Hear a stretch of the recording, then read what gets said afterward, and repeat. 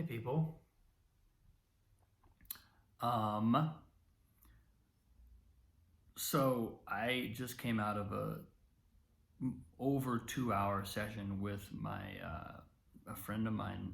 I talked about him on this post, Larry Morrison, who's he's this incredible kind of financial consultant, but right now what he's doing is he's basically starting a business doing spiritual work and mindset work around people's money issues, and he's amazing. And we just did this session, and it was kind of a epic like an epic journey of a session. And it started actually, yesterday I did my post in the living room right here, where I just kind of have like a little mini TV studio set up now, which is super fun and super exciting. And it really, it's gotten me kind of like, I'm really glad that I did this exercise of setting it all up. I'm gonna have to tear it all down again because it's rented gear, and then I'll just put it back before I do the event with Kyle. But I'm glad that I put it in because it really kind of framed this event for me. Like, okay, this is what it's going to be like. There's going to be this camera over here. There's going to be a camera here. There's going to be microphones everywhere. I'm going to be wearing a headset and all this stuff. And it's just good to get used to that so that it's not all new. But what I also noticed yesterday, had a little time to practice, and I found that I was having trouble. Like I practiced, and I sort of, for this show, I'm basically, my intention and my vision of it is that I'm going to perform some piano pieces for sure. I'm going to sing some songs for sure. But I'm also going to probably just speak about music and about other, maybe also non-musical stuff. And I the way I envision it, I'll also be playing during some of that. So it won't just be me talking. It'll be me talking and kind of scoring and going back and forth between what I'm hearing and creating and what I'm saying. And I started doing that, and I found that I was just kind of getting lost doing it. I had some bullet points and some ideas that I was trying to hit, and it sort of worked, but it also sort of didn't go anywhere. It kind of didn't feel like I was tying in. And at the end of the practice session, I was kind of like, well, did I learn anything? I don't know.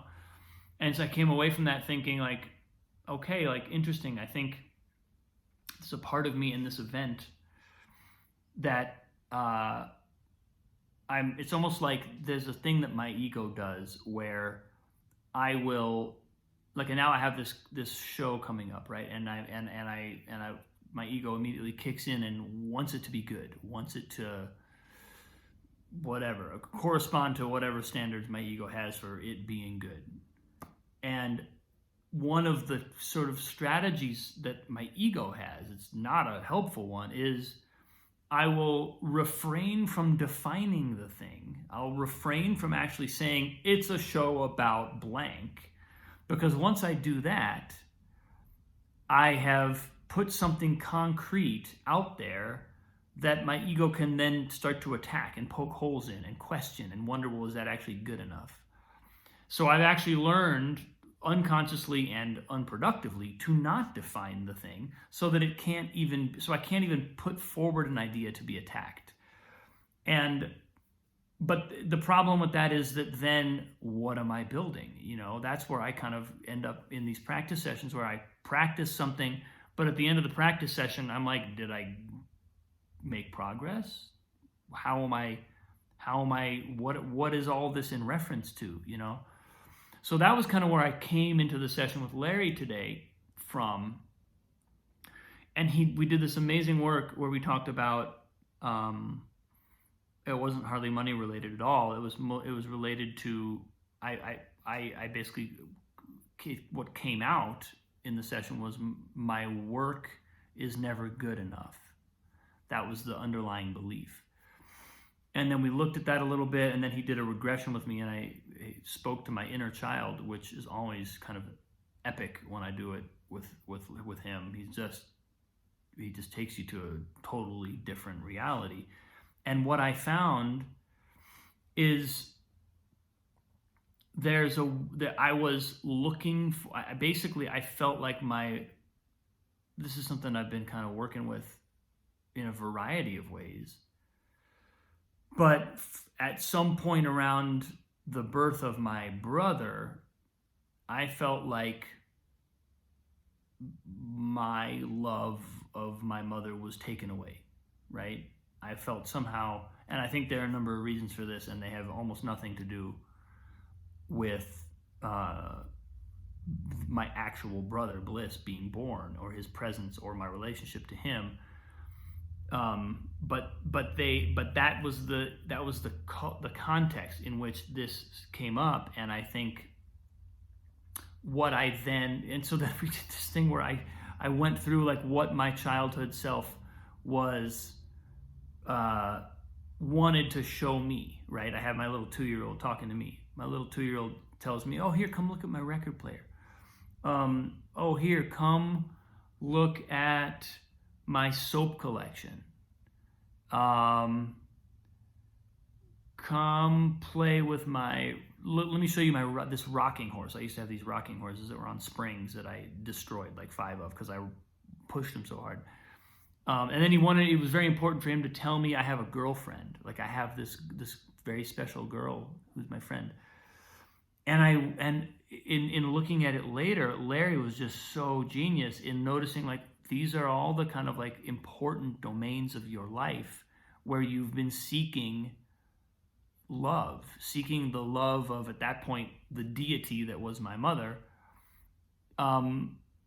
Because for whatever reason, I didn't feel like I was getting it, or I wasn't getting enough, or whatever. I felt cut off somehow. And so these other things became the way that I was looking for them. And it's like, these are all the domains of my life in which I've spent significant time pursuing. And I certainly know this from my past romantic relationships where I was pursuing something that was just never going to be found there. And same thing with my work. You know, I pursue my work as a creative person, performing person, with the idea that I'm going to get something that can't possibly be gotten from that. And I am really coming home to this because taking me all the way back to my work on this show, you know, one of the main principles that has come really to light for me recently is the difference between being in performance mode and discovery mode. And in performance mode, the way I define it, it's like this mode of judgment and scrutiny and having to be perfect and get it right and do a good job. And discovery mode, on the other hand, which is literally just knowing in every moment that the universe is providing, the universe is supporting us, everything is literally perfect. So every mistake that I could ever possibly make is actually a gift and is actually something that I intended. The mistake isn't just something that's like still good even though it's a mistake. It's actually literally what my soul intended, because the world is perfect, and and I needed that reflection of that mistake to teach me something. It's giving me value. It's more value than I would have if I didn't make the mistake. You know, and I will make the mistake until I've gleaned the value and I don't need it anymore. So this is how I'm defining performance mode versus discovery mode. And like in performance mode, you're chasing something, you're chasing a desire, a target, an image, something that can't possibly be attained. Whereas in discovery mode, you're just letting what happens actually be enough, and knowing in every moment that it's enough, and then being able, because we know that it's enough and that it's exactly right, being able to have infinite gratitude for literally everything. The things that go well, the things that are mistakes, the things that we didn't expect, the things that went exactly as expected. Everything is exactly what it needs to be in discovery mode. We discover, we receive the discovery each time. And so this just completely, it's almost like even though this was like the explicit theme of one of the explicit themes of this event that I'm doing, I had to almost go through a whole revolution of my own experience and feeling about the event, where I was coming from in creating it, what was underneath that, in order to see even more clearly how this works, and in order to hopefully bring that to light. You know, in the event itself, I really think that it's not about making a good event. It's not about that. It's actually about genuinely living the experience of being in discovery mode. If I want to make a show about discovery mode and performance mode, the way to do it is to live in discovery mode. Actually go there and let that create the event. So I know this is a long post, and this is a lot of kind of like, I've strung a lot of things together here, but it was really big for me, and this really feels like a massive breakthrough in a way. It feels like a real, like I'm seeing something, because what I came to at the end, if where I started is my work is never good enough, at the end, if my work is never good enough because it's looking to get love that it can't possibly get, so of course the work is never good enough. It's never good enough because it can never actually accomplish the goal that underneath it, unconsciously, it's intended to accomplish.